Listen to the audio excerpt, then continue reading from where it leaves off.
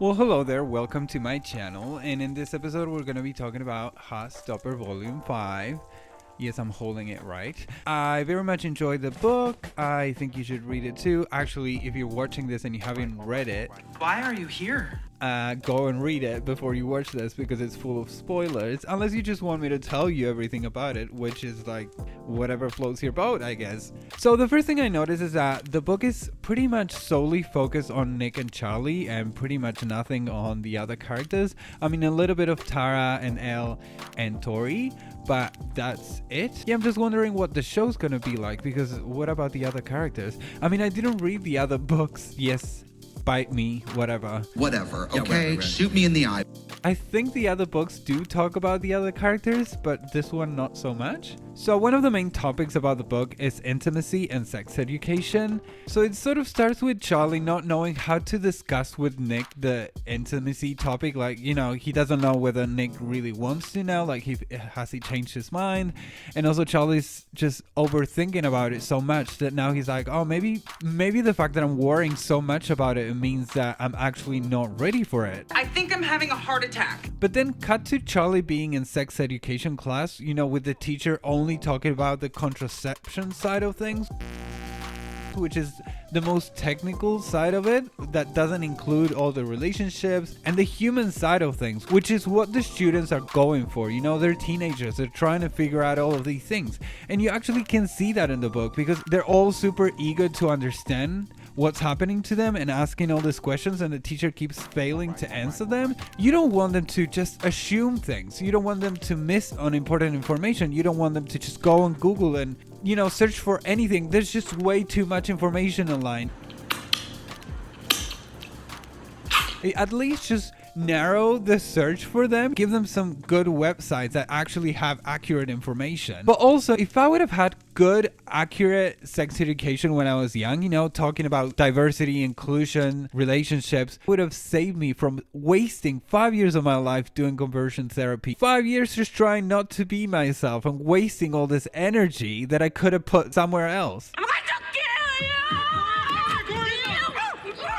It's just a fact. It would have changed my life for the better. But also, I like how Nick just solves this problem of talking to Charlie about intimacy just by texting him. And he also texts a joke about the cucumber. You know, it can be just a joke. It doesn't have to be that serious. It doesn't have to be in person. Mostly when it's about intimacy, it's supposed to be fun. It's not supposed to be a burden. But also that really helped him to just get it off his chest and really tell him, you know, I don't know what I'm doing. I'm super nervous about it. And then Charlie saying the same thing. And he's like, oh, well, now we both know where we're at, and that's all they needed to do. If he wouldn't have texted Charlie, then all this information would have gone unsaid, which is really no bueno. Stage by stage, it's a slow descent into madness. Also, there's this part of the book where they can't have an intimate moment because the dogs are watching. The dogs? Just lock them in the kitchen. But also, what are these dogs doing? You know, why are they creeping? What the hell? Ooh, I'm actually looking forward to the scene where Nick and his mom are in the car, and his mom is sort of asking him, hey, are you being safe? And being the coolest mom. And Nick's like losing it because it's super cringy, which is really funny. But also at the end, the mom says, I'm sure you talk about this with your friends all the time. And Nick's like, yeah. So again, another reason why sex education is important. Another very important point in this book is actually Charlie's confidence. You know, I think throughout the book, Charlie has a very impressive character development where he's really gaining a lot of confidence.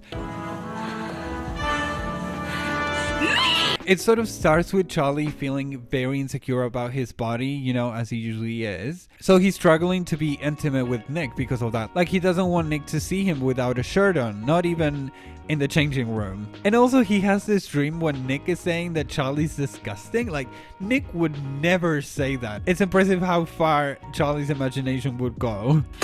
You have a problem. Yes, I do. But then we see the therapist. I love the comparison that the therapist does. Charlie experiencing the bullying that he went through and the lack of control that he had then is making it harder for him to trust the person that he's being intimate with.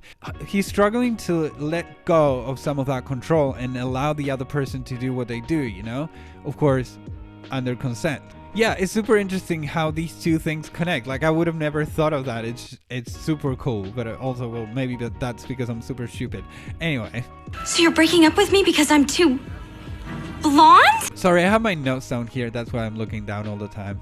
Oh, and then Charlie's mom, overprotecting him. It's super understandable because, he's going through all these mental health issues that make you want to protect him. But, when you're a teenager and you're constantly being told that you can't do anything on your own and like you need to be explained when, where, and how to take a bus to go to your friends because otherwise the wolves are going to eat you alive. That was very specific and has nothing to do with my experience in my life. Just saying. But that makes you feel fragile. It makes you feel like people don't trust you because you are actually no good at anything. It makes you feel useless and lose confidence in yourself. I'm never gonna be good enough for you, am I? But we see Charlie putting his foot down and being like, hey, I can do this. You should trust me. And if you can't trust me, then that's not a good thing. It comes from him. It doesn't come from his mom, which is a huge thing for him. And then there's all these little things that give him confidence throughout the book. For example, the fact that Nick compliments him when he's at the concert playing the drums and saying how good he looks. And then the fact that he managed to play the drums without Nick being there, being like, yeah, I can do it. I don't need anyone else. And also being nominated as a head boy, whatever that is. I have no idea. Let me know in the comments what that means, actually. And the last point I'm gonna make is about Nick getting to know himself. So I think, and I might be wrong, but I think in this book is when we see Nick the most vulnerable that we've ever seen him, ever, because he's just struggling so much with not knowing what he's doing next. I am suffering. He has really no idea what to study and he doesn't know where to study and he might be leaving Charlie, having a long distance relationship, and this all makes him struggle a lot.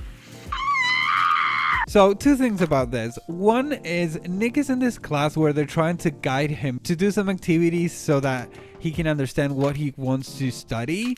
And I think these things can be good, but if you already have sort of an idea what you want to do, because if you are clueless as Nick is, you just need to pick the wrong career to then get closer to the one that you actually want.